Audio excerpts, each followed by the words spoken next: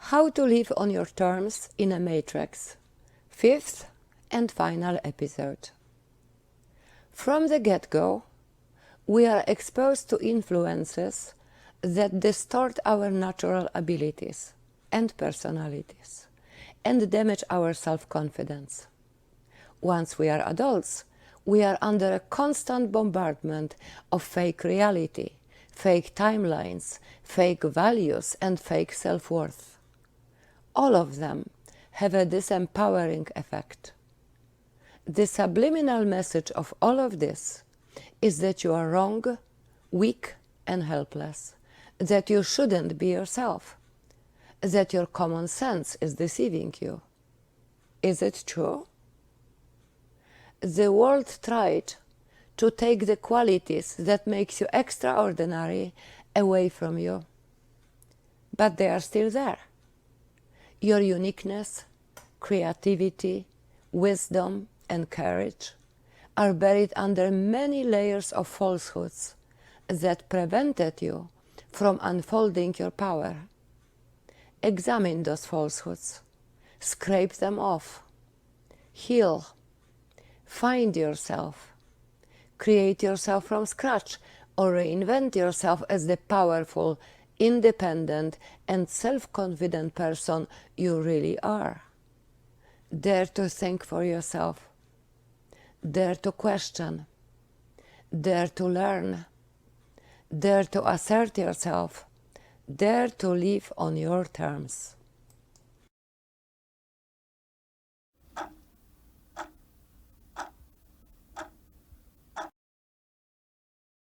How to liberate yourself from the matrix? Number 1. Realize that the world is money-driven, and you have to provide the money. The constant demand for money from us defines our lives.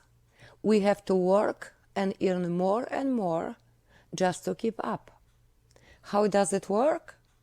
We are so conditioned to what is supposedly good and normal that many of us surrendered common sense. In a way, unknowingly or automatically, we support a greedy system, corporations, environmental destruction, unhealthy foods, modern healthcare, pharmaceuticals, etc., much of which work against us. Number 2, know that you have choices, and unless you make choices that benefit you, the choices will be made for you and benefit someone else.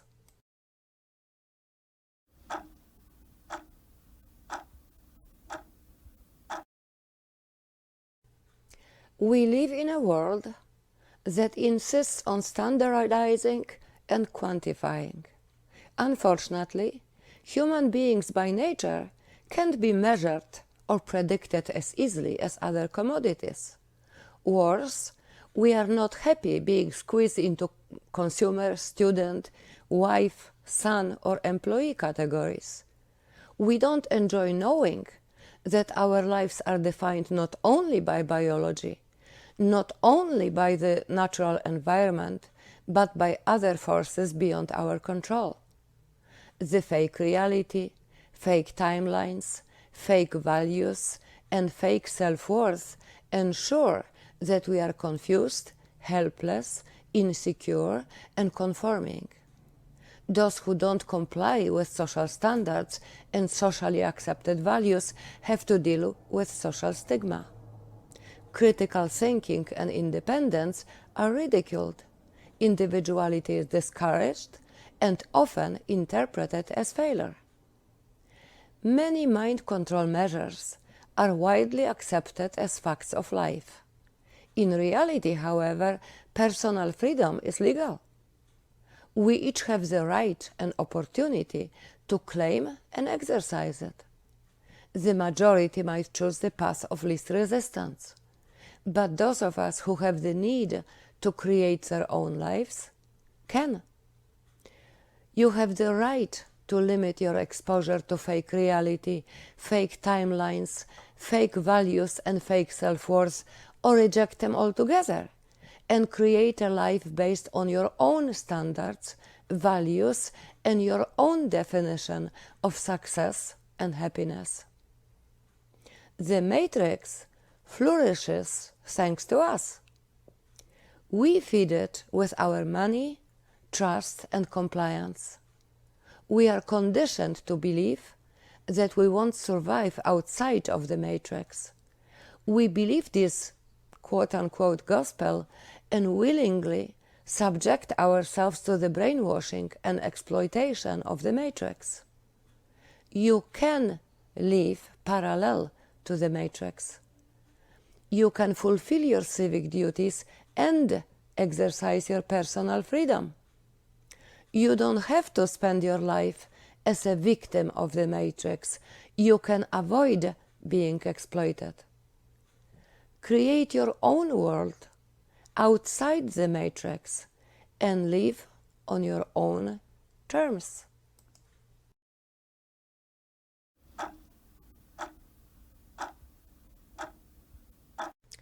A one-size-fits-all recipe for a happy and successful life doesn't exist. The perfect freedom doesn't exist. If it did, it would mean total isolation, total loneliness, and total self-reliance with the looming prospect of total helplessness.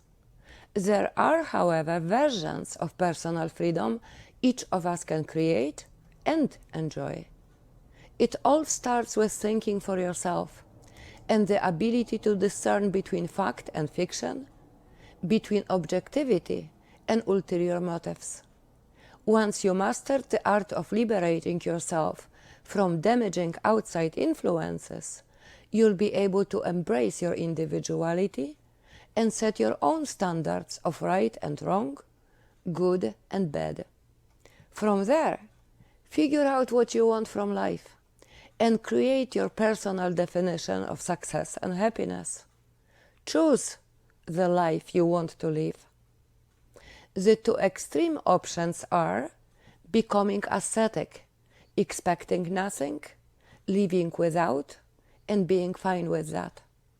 You could choose not to care, not to compete, not to participate, and find unconventional ways of surviving, as well as unconventional sources of joy and satisfaction, or create financial comfort for yourself that will afford you freedom from the rat race and a degree of protection from exploitation.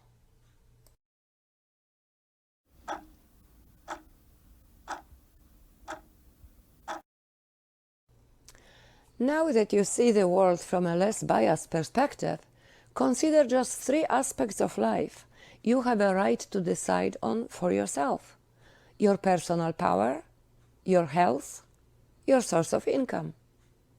You get to choose whether and how to develop your personal power. Life and other people are constantly challenging you and looking for vulnerabilities to exploit. That's normal and true for everyone. None of us can avoid life's challenges, but we can develop our power and respond to challenges in a way that empowers us. And here comes the issue of so-called good and normal. What is? Going with the flow or being your own person? Going with the flow, being nice, trusting and accommodating, is the path of least resistance. But if you consider the fact that life is a one-time opportunity, it may not be the best choice. By going with the flow, you can't and won't live on your terms. Afraid? No wonder. You were stripped of your self-esteem. You were criticized to death. You doubt yourself. If you are struggling, you are being made to feel like a loser. If you are succeeding, you might be tormented by imposter syndrome. Learn. Get therapy. Do all in your power to restore yourself. You won't make your own way by following the crowd. You won't make your own way as long as you feel weak, stressed, helpless, or anxious. Choose wisely.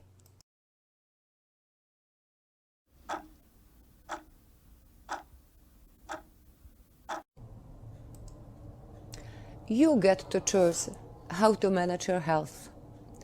Lifestyle, meaning your daily habits, what and when you eat and drink, whether or not you are physically active, how much sleep you get, and so on, define your health. Even if you manage your health well, you still need health care. And here comes the issue of the so-called good and normal. What is? There are two types of medicine: traditional medicine and allopathic medicine. Traditional medicine has thousands of years of history and relies on natural remedies and tried and true techniques to cure illness. Traditional medicine approaches the human body as a whole, one interdependent system. The goal of traditional medicine is to heal the patient.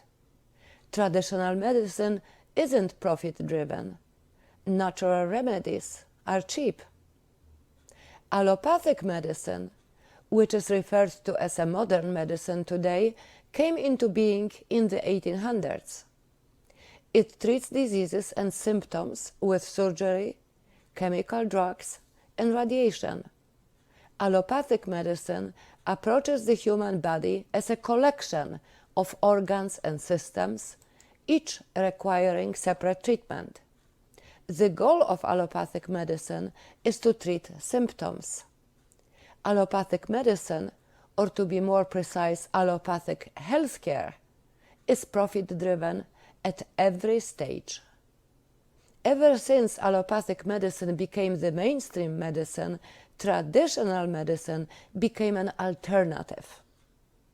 From the beginning, we are conditioned to believe that invasive, modern medicine is superior to non-invasive, traditional medicine, and that traditional medicine is somehow inferior, primitive, and ridiculous. But is it? Let's take a look. The success of healing arts is measured by the length of their track record. The track record of traditional medicine is thousands of years long. The track record of modern medicine is over 200 years old. Chemical drugs have dangerous side effects. Natural remedies and nutraceuticals are as effective as chemical drugs, but don't have adverse side effects. Natural remedies are cheap. Chemical drugs are costly. Traditional medicine's treatments leave your body intact. Modern medicine treatments, think surgery for instance, leave the body permanently altered. Now, do you see yourself as a collection of parts or one body? Would you rather be treated or healed? Finally, ask yourself why used car salesmen are notorious for not being trustworthy. To be very clear, the biggest concern today is not as much modern medicine, the science, but modern healthcare, the business focused on generating profit and recurring revenue. I believe that each of us has only one body and one life. Traditional medicine is safe and in most cases as effective as the modern one. When looking for solutions to any health problem you may have, except for emergencies, turn to traditional medicine first. Why? Because modern medicine's treatments can cause irreversible changes that render the body unresponsive to traditional treatments. It's better to recover and return to the original state than be left with no recourse and become a long-term revenue generator for modern healthcare. To be clear, I'm not against modern medicine. In some cases, it is indispensable. In emergency situations, It is superior to traditional medicine, which requires more time to be effective. Modern medicine has great diagnostic capabilities that can support traditional medicine treatments as well. I don't believe, however, that every health problem calls for aggressive or radical treatment. I believe in access to your own health information. I believe that a part of a physician's job is to educate and inform patients. I believe that a patient should be presented with several treatment options, including traditional, not sold on or intimidated to choose the most profitable to the healthcare industry one. I believe in the patient's right to make his or her own health and treatment decisions. Your health is precious. Manage your health wisely.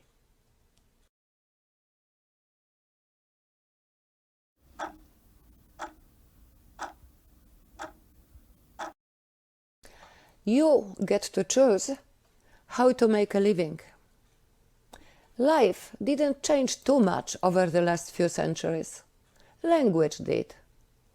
We may no longer be feudal serfs, we are employees now. Our benefits and standard of living have hugely improved. But are we free? Nope. We are just as beholden to either employers or the system at large as ever. We are trapped in the 9-to-5 cycle for 40+ years. Not so long ago, it was a badge of honor to work for the same employer one's entire career and then retire with a golden watch as a token of the employer's appreciation. Can you imagine? 40 years of commuting, 40 years of not being there for your spouse and kids. And this is the abbreviated list of losses. And here comes the issue of quote-unquote good and normal again. Is it? Maybe not. As an employee, you work 40 hours a week and collect a paycheck. Once you pay your bills, spend the paycheck, it is as if the 40 hours of your work didn't happen, evaporate, or at best, went to benefit your employer long term. Does it make sense? You work every day just to pay for being alive. For many people, no matter how hard they work, their paycheck isn't moving them closer to their goals or dreams. That's biding time, not living. Did you ever consider creating your own source of income? It would still involve an expenditure of time and effort, but it would put you in control of your time and your life. You can start while you are employed. You can start small. You can start without an investment. When you build for yourself, your work is meaningful. Creating your own source of income is a challenge and an effort, but you won't flush it down the toilet. If researched and planned right, developing your own source of income is an investment that will produce ongoing dividends for you for a long time, and in some cases, forever. Of course, you would still have to pay your bills and taxes, but you wouldn't have to waste 40 hours a week enriching someone else. You would no longer be trapped in the 9-to-5 routine. Your survival and your future wouldn't depend on an employer. With every additional effort invested, your income would grow. Employment may be, and in some ways is, easier. Having your own income source is freedom. Choose wisely.